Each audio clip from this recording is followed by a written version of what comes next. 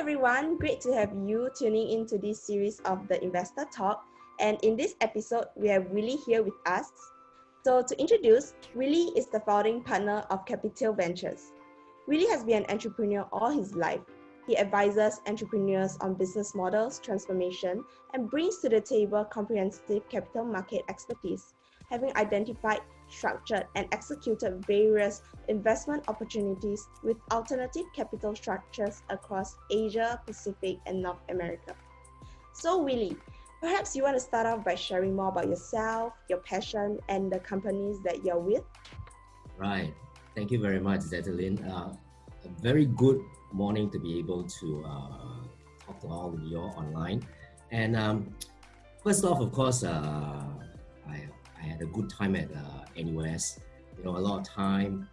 When I think back, it's one of the best times in my life because in NUS I was in the hostel. I was with Raffles Hall. So for 4 years of my hall life, other than the perk of waking up at 8:59 for a 9 o'clock lecture, right? I was involved in the rock band. I directed a couple of musicals. I was a music director, right? So it was an exciting life, and I think it shaped a lot of what I do, who I am today. Broad interest. I was from the EEE, so engineering, supposed to be square block, very methodological. I'm talking about myself. I'm not saying today engineering students are. The engineering students are very creative, obviously, right, for solutions of the future. So, of course, after graduations, I was in the government sector for a while. I got a scholarship, so I served in Defense Science Technology Agency for a number of years before coming out to do my own business. I guess the excitement, the calling of the business entrepreneur world was more suitable for me. Fast forward, this stage in my life, I like talking to new entrepreneurs about, because the passion, the dreams, and of course the new solutions that they brought forth are always very exciting to know about. And I'm glad, the great foundation that the engineering course from NUS gave me to be able to play a part in my team, because my firm now I founded with two other partners. One is from the audit finance background. One is has an MBA, is from a business advisory background, helping in his career, 20-30 years career, helping companies to be listed. Used to be on the SASDAQ, and now is at Capitale, SGX, so a lot of listed co like Jumbo Seafood, Dong Lok are all his clients. So I always say I'm the least qualified in terms financially among them. But I bring to the table when the deals come and it has a technology component to it. That's where all the training in the past, the engineering training in the past, come into play to look at all these deals that has got an interesting technology component. And to be frank, virtually all VC deals today has something to do with technology, right? So that is something very interesting and takes up most of my time these days. What was it that actually sparkled your interest or passion in the startup industry and the VC industry actually? Right. I used to run a tech company earlier on between 2009 all the way until 2016.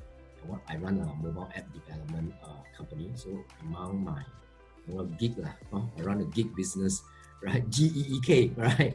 So among my clients includes Pets Lover Center.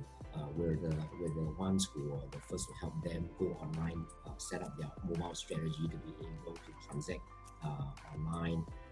Even ASME, Singapore Mint were amongst our clients. So, but I exited that business. We have a good buyout, merger acquisitions, and eventually the merged company went on to file S1 in the US markets for IPO listing. So given the exciting journey that we're on, of course, it's exciting not because it's one way up. It's exciting because it's ups and downs, ups and downs, ups and downs, ups and downs. And I think, getting into the VC's industry, I met my two other partners who were from the capital markets. It's a way to experience the startup journey again, but it's not running my own startup. I'm involved at the side, helping, giving advisory to startup founders. And perhaps, I wouldn't say, I wouldn't go to the point to say avoid making mistakes. I say, perhaps when you make the mistakes, it's less painful because, the mentors along the way, I hopefully can help give relevant advices that can, I don't think can totally avoid all the pitfalls, because people have all their own opinions, but when they make it, at least they will understand that, oh, okay, these are the implications, if I run into such issues. So it's part of the journey to continue to grow and feel alive. I always joke with not a joke, it's one of my belief, and I share with friends around me that people are like bananas. You're either green and growing or yellow and rotten. So being involved in the startup industry is something that keeps myself green and growing and relevant. Yeah. Just now you did mention that most of these startups, whether it's in like healthcare, food and science, or any industry basically, they would incorporate the element of tech. So over the past years, there are significant number of startups emerging in this industry incorporating tech. How do you think startups can measure differentiation among their competitors, especially if they are kind of entering the industry whereby it's already saturated? First off, this happens very often. I want to address the word saturated. All right. First off, to me, saturation is a myth, right? First off, my personal belief, and then let me explain why. Saturation in economics, saturation occurs when the market is static, but the market is dynamic. Consumer preferences changes all the time, and we have new needs coming on all the time. We have old needs that becomes irrelevant. So because the market is dynamic, saturation never happens. It's about always a better way to do things. It's about always a better perspective to fulfill the customer's needs.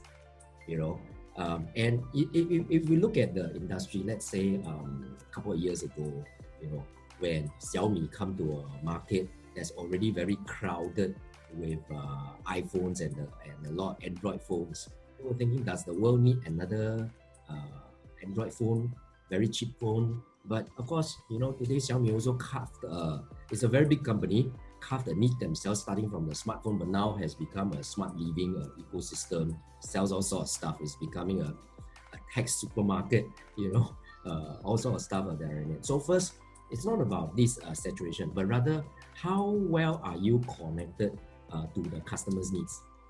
How well do you understand the customer's needs, and can you deliver it faster, cheaper, better experience for the customer more than anything else, right? So tech is an enabler. It's not the end all. So we have to go back to first principles. I think one of the best ways to go back to looking at a market or a problem is to start from first principle. Go back to the fundamental why the market has this need, and then start from scratch. You may come up with a totally different approach to solve the same problem. I impose this principle totally to this principle, always having a fresh set of eyes to look at the same problem. And I believe, even a very famous entrepreneur like Elon Musk does the same thing. That's how he founded SpaceX. He started from first principle. He went to learn rocket physics, everything, and he realized that he can actually make a better, cheaper rockets than what NASA was already doing at that point in time, right? So it's about understanding customers' needs and going back, looking with a set of eyes, deriving from first principles, what could potentially deliver even better value for money, even better experiences, even better cost advantages, and deliver more benefits from the clients, right? Maybe the humans' needs, our basic needs does not change so much, right? But the approaches to fulfilling all these needs will be very varied and could be facilitated by all these new tech that's coming online. That's my view. So market is never saturated. So is this one factor that you actually look for in startups that you are investing? Meaning, this startup must be, say, the founder must be able to identify the changing needs very quickly and adapt really quickly. So if we talk about okay, there are first of all, when you ask what do we look for, right? The question more technically would be what makes an investable business, Right. So first, there's a difference between a profitable business and an investable business. So most people will assume it's the same, but it's not, right? You see, if profitability is the only metric, right, then the kopitiam drink store is the best business ever. Everyone would know, in a kopitiam, you must take down the drink store, rent out the rest of the stalls, right? Keep the drink store, sell a lot of beers, sell a lot of kopi, you should make a lot of money, right? If kopitiam drink store is the best business, then our Temasek, should invest in kopitiam. It's normal, right? So it's not just profitability. Profitability is an eventuality. Yes, you need to get there, but most importantly is the investability. So to be investable, right, the business is either you can scale, and can scale doesn't mean one shop, two shop, three shop also can scale. No, to scale basically from a capital perspective, that means you scale revenue and traction without proportionate increase in cost. Right, so your solution to your tech to deliver and solve this need, are you able to solve it, and eventually bring in revenue into a company without a proportionate increase in cost? So I'm talking about if you bring in 1x revenue with 1y cost, can you bring in 3x revenue now with 1.5y cost, or 10x revenue with only say 2y cost or 3y cost? So because then we will be able to project an inflection point whereby profits will start growing exponentially more. Make sense, right?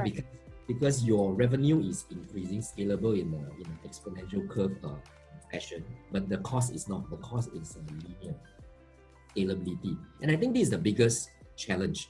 It used to be the biggest challenge, or so I say, right? Because if we were doing more traditional businesses, then without tech, then scalability would be very difficult. I mean, case in point, more traditional businesses, brick and mortar business, open an F&B outlet, open you got 2 times the cost. You cannot, being able to scale very effectively and deliver so-called alpha returns for the investors. It just does not happen. So the thing we look for is that if the technology applied to your segment of the target market, the technology is only an enabler. Do you also have the business model to support the scalability part of things? Right? It's not just the tech. I mean, the tech is just tech. People can use tech in the most basic fashion, and the business does not scale, right? Like a lot of, for example, the government has an ongoing digitalization process for SMEs. That is a cost reduction exercise. It's not a revenue scaling exercise unless the tech materially change the business model or the way the business operations are being conducted. Then it can deliver the scalability effect. So when we look at the startups, it's a couple of things, right? Of course, the founders must have a good sense of, somewhat a good business sense. You ask me, what is a good business sense? Hard to put a finger to it, and that's what makes it valuable. He can follow the trail of money, right? So he knows roughly where he can derive the revenue from, where his product can fulfill the need, right? Of course, other than the early stage pre-seeds one, usually depending on the risk appetite of the angel or the VC, if there is already transacted revenue, that would be the best, because the VC would not need to guess whether the idea fulfilled the market needs or not, because people are willing to pay real money or not. So we're not talking about even trial, free, stuff like that.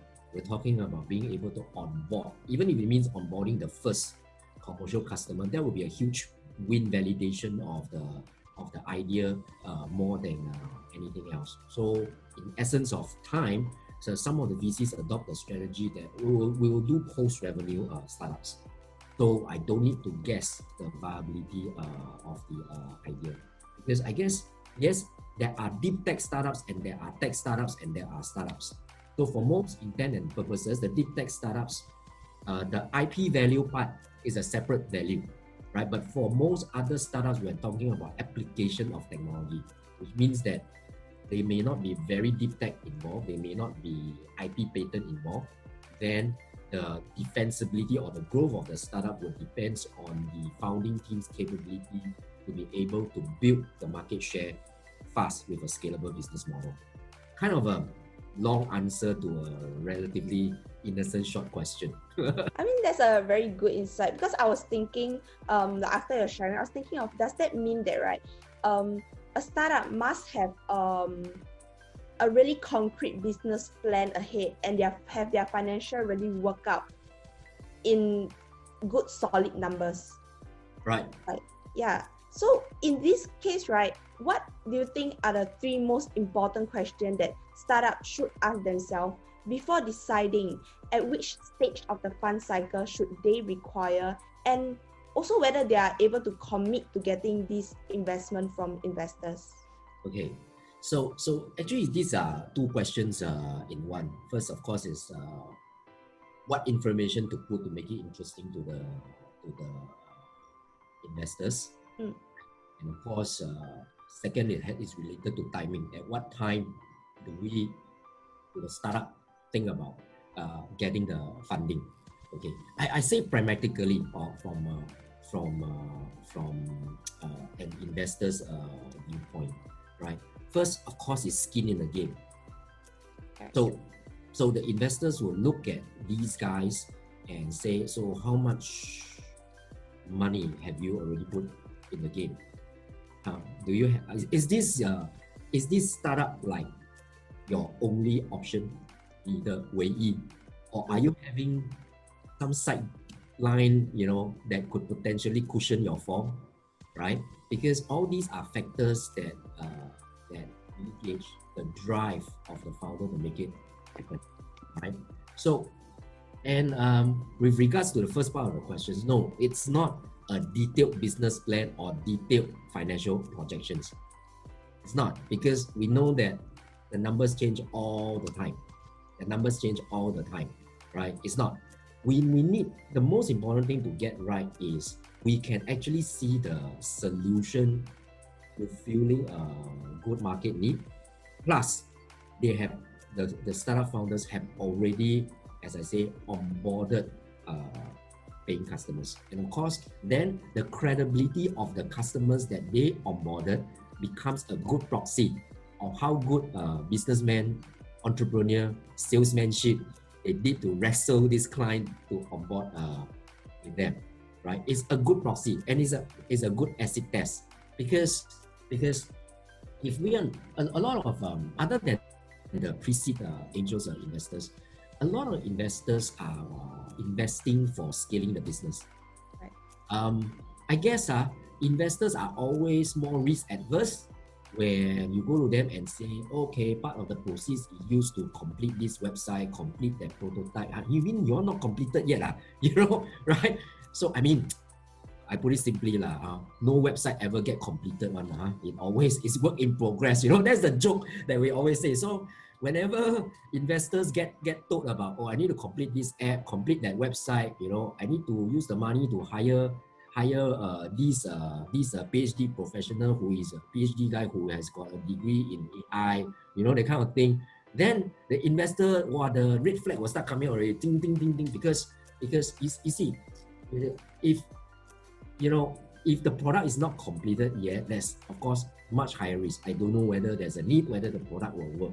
Second, your team is not complete. You mean you want I give you money to go and hire the expertise like you need. Then why not I invest in the PhD expert directly? Right. Correct? Right? So the logic is not, because when we invest in the whole team. Already, when the money is placed in, at a point in time, the team itself must be self-contained to be able to deliver the milestone that they say they will do once the money come in. It cannot be take the money so that I can hire external talent so that I complete this milestone. Yeah, right. Yeah. Doesn't fly that way. So a good time would be the information they need to put inside. They must articulate clearly from a customer point of view in an easy fashion. Why would customer buy your products or services? Very clearly, easy enough, right, for the investors to understand, because we must understand that the investors may have invested in your field, but they are, we cannot assume in-depth knowledge, because investor may look at different verticals.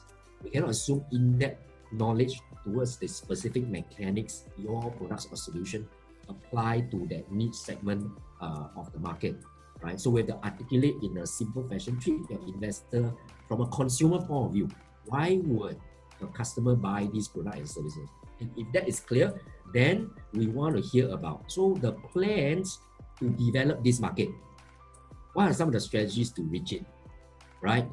So obviously, some questions, some things like, I'll just run Google ads, runs Facebook ads, stuff. This doesn't, we want to see, do you have business development skill in the early stage of the startup? Because this is not buying a set of Lego bricks and finishing whatever is on the blueprint and that's it. The next part is I got to sell this thing, right? So we got to see, where it's the grit of the founding team, the entrepreneurs, when they meet this and they go out, because sell, right? Even selling to customers, selling to investors. I think the misnomer is that we have a good run in the past 10 years from private investments side of things. A lot of reasons. For me, I think it's because of the historical low interest rate. The US printed a lot of US dollars without consequence. So money is very cheap. So startups get funded. Some startups, their main job become just raising money. They forgot that main job of a startup is to have a business and make money from investors, right? And we start playing the greatest fool musical chair game. The Series A guy throw the Series B, throw the Series C. So I'm kind of glad that some investments of SoftBank blew up. The big wood guys brings, gravity definitely works. Try not to assume when your air balloon gets very big and you get very high that gravity no longer applies to you. I don't think so. I think the fundamentals of business is you got to sell, you got to know how to do business development, you got to know how to create not just product, you create a market, you create customers. In Mandarin terms, we say 你要有创造的能力, you must create. There's no reason I can't find customers. No, you can't. You must be able to create. So we look for this kind of people say X factor, but I think that is too ephemeral. So I would like to put it to a point that I like to see the founding team to be able to create forward, create stuff. You create your product services. You also create the list of your customers. You create opportunities to reach out to these customers, and you literally make things up along the way. Why I don't require a detailed business plan? Because when I start my business, versus where it ended up, is totally different, right? So our goals may be carved on a steel plate, but our plans must be written on the sand on the beach, so they can change all the time, right? The approach can be different, right? So more importantly, the investor must understand what have you written on the steel plate. We also understand things change all the time. Doesn't mean we are forgiving. It just means that I accept that changes is part of, of course, startup got a nicer term, they call it pivoting, Right. I was thinking of that word, yes. Yeah, right. But it means pivoting, I say in a very ape manner, would means pivoting means the previous idea never worked, so now you change a new idea, correct? Right. That's a reality of things. So we accept that, right? But you change not to a new idea, you change maybe to a new approach using the technology to serve a need that you accidentally discover in your first try. Right. Right? Yeah, most of it. Because Because a lot of time, the reality is this: a lot of time we see the type of businesses and the startup that made it. They are the type that fire, then you aim, then you're ready. Right. Not ready, aim, and then fire. No, that is what our education system teach us, which is not the real world. No, the real world is you fire first, see where the shot land, then do adjustment and aim. After that, you are ready. Right? So do something. Do something is always better than doing nothing. If you do something, it either work or don't work. If it doesn't work, then figure out why and try to make it work again and then shoot again. So as long as we fail forward quickly, right, the investors' money is justified. To me, I'm very pragmatic. Investors invest, of course, to make money, but at the same time, the certain degree of risk is to pay for mistakes. Or at the same time, investors help pay for some mistake. The startup founders, the skin in the game, go back to my earlier point, right? Skin in the game, you also pay for the mistake, right? So there is skin in the game, the interests are joined.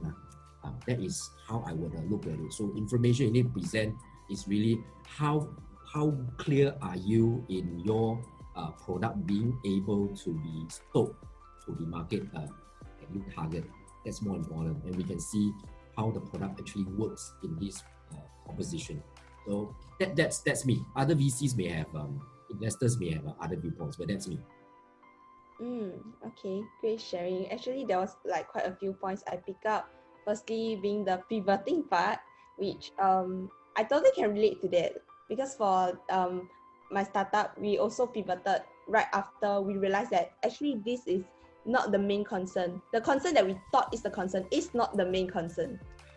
Okay, I have the last question right here. What do you see in NUS Angel Venture that interests you to be part of us? All right. Yes. Honestly, the NUS Angel Ventures team are very entrepreneurial. I think they spend a lot of time, stalking people on LinkedIn. Yeah. I say in a positive sense. Yes. So I'm pleasantly surprised to be connected by one of the community members, NAV, to contact me on LinkedIn, right? And it's also timely, a good point in my stage in life, right? To get connected. I always thought about, okay, I'm glad to be a NUS alumni. Well, a little bit on history, because a few more years, I'm 50 years old already, right? So a little bit of history. I was in NUS in the 90s. So at that point in time, we were good, but we were not the world ranking or Asia ranking is not that top. But today, NUS is the top few universities in Asia. So I always joke with my classmates, we say, after we left, NUS got better. Our batch pulled out NUS average. We always joke this way. So we felt that, okay, the time has come. Because I see a coming together of the Singapore startup ecosystem. I mean, we started since 2009 to have a startup ecosystem directive. Over the past couple of years, I built up some relationship, met some people in A-Star, of course dealing with MAS to get our VCFM license, met up with people in the funding ecosystem in Singapore, right? And of which we discover the risk profile of the then average investors in Singapore versus the risk profile of the startup does not match. So it's very difficult for startup to find investments of matching risk profile. Long story short, that means very hard to raise money, okay, right? From Singapore average invest. Of course, that is changing, right? So MAS has been doing already a very good job with the November annually. Every year we have got a FinTech Festival, so they get the issuers coming here. Now, of course, there are changes in the fund management industry in Singapore in the background, so a lot of funds are being domiciled into Singapore. So now you have both the global investors and and also the regional startups all coming to this Singapore. So finally, it's a thing going. And I think being an NUS alumni and having entrepreneurial business background, I think it's a good way to get connected back to my alma mater in through the NAV, right? Actually, whether able to make money from the NAV startups or not is secondary. I think more importantly is to get involved with the NUS startups. I think that gives more meaning and connection to me at this point. And if being able to help them in a way, open up doors, deep connections, try to avoid obvious no areas in building these businesses. I think that's something that gives a lot of fulfillment for I think a lot of mentors that join these NAV will agree with me. So that's the satisfaction part. So that's really what attracted me, because prior to this, because I was in the ecosystem, I also got friends who are on the NTU side of things. So I gave a talk with I think the intuitive guys, then that was a couple of years ago. Then I was wondering, how come NUS never come and invite me? NTU come and invite me. So maybe, law of attraction. Finally, I got an invitation from NAV, and of course, I'm glad to be part of the NAV. So that's how I feel. That's very nice of you. Yeah. Okay, so thank you for taking time off your busy schedule to have this Zoom sharing with me. We have come to the end of this session. Yes. So if any one of you have any follow-up question, feel free to send in your question to our email here. And also, do connect with Willy on LinkedIn and reach out to him. Yeah. Thank you, Willy, once again. Thank you. Thank you.